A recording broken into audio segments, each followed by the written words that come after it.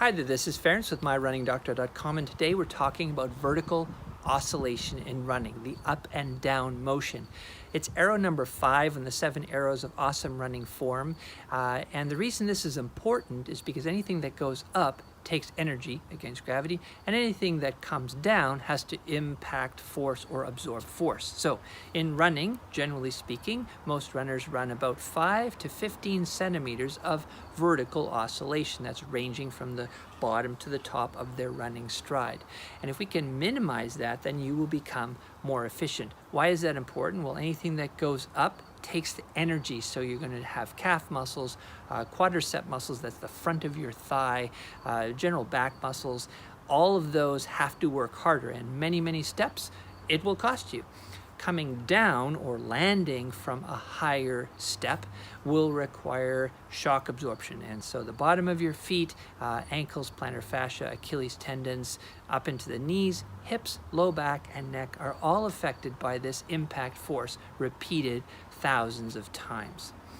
Generally speaking, what we want to do is minimize this by increasing our cadence. So if you've watched yourself or other runners, often people run too slowly for the length of stride that they have, and therefore they have to have fewer of those strides, and as a result have to increase their trajectory or their running stride up into the air. That causes a higher VO or vertical oscillation.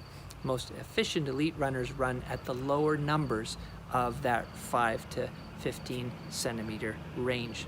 As an example, here's an example of a higher vertical oscillation. So as you can see in the video, there are a lot of bobbing. There's a lot of bobbing, and you can see the stride length is quite long.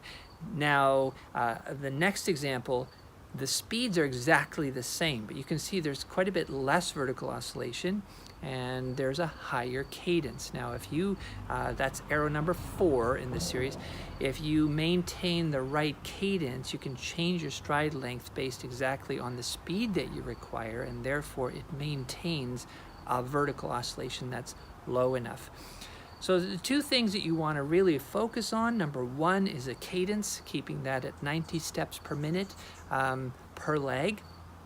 And number 2 is a general body tone that you maintain to keep your body solid while it's moving through space. And you can practice this by trying to limit your vertical oscillation, or that bouncing motion, or that undulation bobbing. And I get you to practice that at home. Anytime you're running, it doesn't have to be done very slowly or very fast. It can be any speed, but keep that line going straight. So all your motion is going in the right direction, forward, and not wasted upward, and not impact downward. Have an awesome run, and we'll touch base soon.